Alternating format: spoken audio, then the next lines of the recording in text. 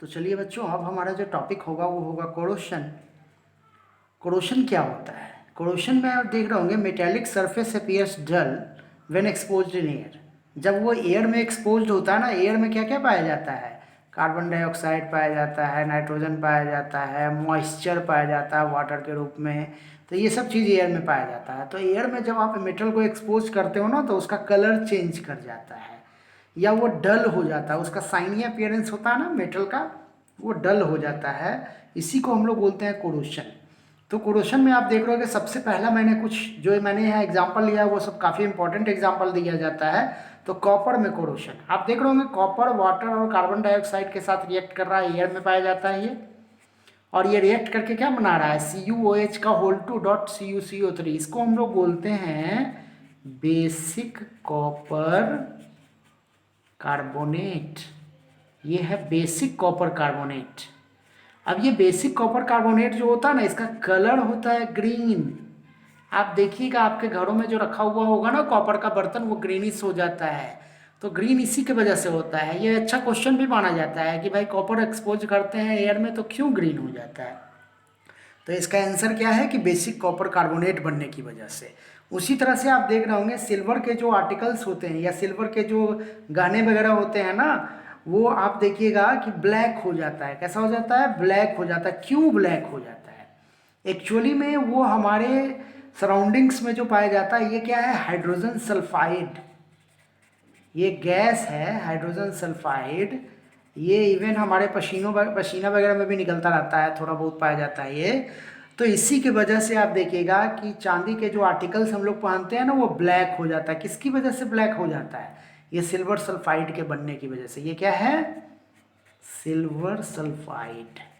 Silver sulphide के बनने की वजह से ये ब्लैक हो जाता है। उसी तरह से आप देख रहे होंगे आयरन। आयरन में जो कोरोशन होता है ना, इसको हम लोग रस्टिंग बोलते हैं। ये एकदम याद रखिएगा आप लोग, आयरन के कोरोशन को क्या बोलते हैं? रस्टिंग। रस्टिंग में क्या होता है? आयरन जब एक्सपोज कर रहे हैं हम लोग एयर में, ऑक्सीजन के प्रेजेंस में हम लोग इसको एक्सपोज कर रहे हैं।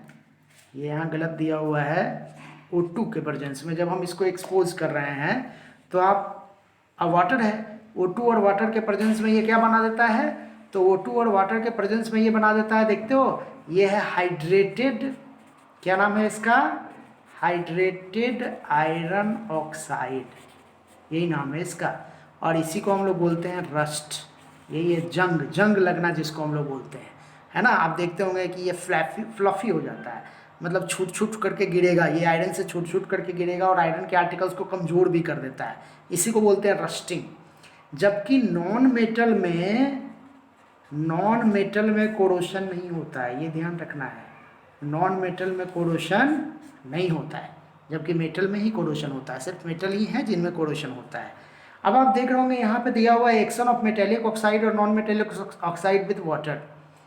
देखिए मेटेलिक ऑक्साइड, अभी मैंने इसके पहले वीडियो में आपको बताया था कि मेटेलिक ऑक्साइड जो होता है वो कैसा नेचर का होता है? ये बेसिक नेचर का होता है। और नॉन मेटेलिक ऑक्साइड कैसा होता है? ये एसिडिक नेचर का होता है। कैसे हम पता करेंगे इसको? देखिए ये मेटल का ऑक्साइड है, वाटर से रिएक्ट कर रहा है, क्या बनाया?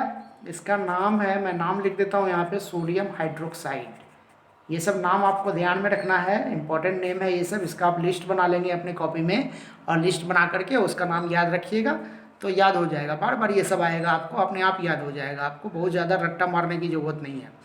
तो सोडियम हाइड्रोक्साइड।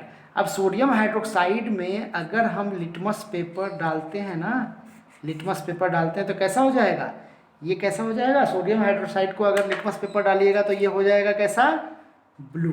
मैंने ब्लू पेपर ही यूज़ किया, ब्लू पेन से मैं लिख रहा हूँ। उसी तरह से ये क्या है? Calcium hydroxide. क्या ये?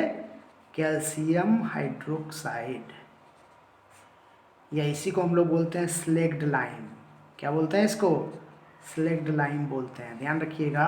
तो ये भी कैसा हो जाएगा? ब्लू ही हो जाएगा। इसमें भी अगर आप लिटमस पेपर लेके जाओगे ना, ब्लू हो जाएगा। उसी तरह से मैग्नीशियम हाइड्रोक्साइड, इसको हम लोग बोलते हैं, ये क्या है? इसका नाम क्या है? Magnesium hydroxide.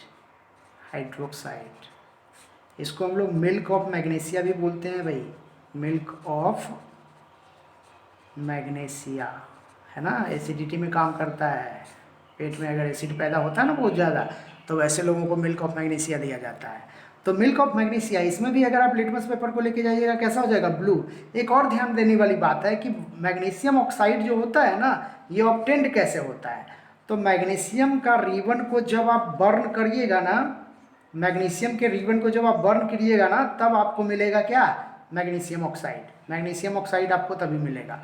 और मैग्नीशियम ऑक्साइड को वाटर में डायरेक्टली नहीं डाल सकते, एक्चुअली में वाटर में डालने के लिए आपको यहाँ पे हीट देना पड़ेगा। थोड़ा सा आपको वाटर को हीट कर लीजिए, उसके बाद आप डालिएगा ना मैग्नीशियम ऑक्साइड को वाटर में, तभी वो घुलेगा, अदरवाइज ये घुलेगा नहीं। और जब घुलेगा तो जो प्रोडक्ट बनेगा उसका नाम है मैग्नीशियम हाइड्रोक्साइड।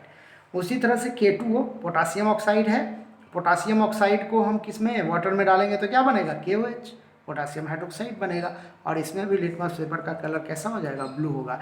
तो आप देख रहे होंगे sodium oxide, calcium oxide, magnesium oxide, potassium oxide, इसको वाटर से ट्रीट किया, सबका कलर कैसा हो गया, ब्लू। इसका मतलब ये क्या है, this all are belong to base. ये सब क्या है, बेस है। वहीं पे अगर मैं बात कर रहा हूँ सल्फर डाइऑक्साइड का, देखो ये क्या है, सल्फर डाइऑक्साइड।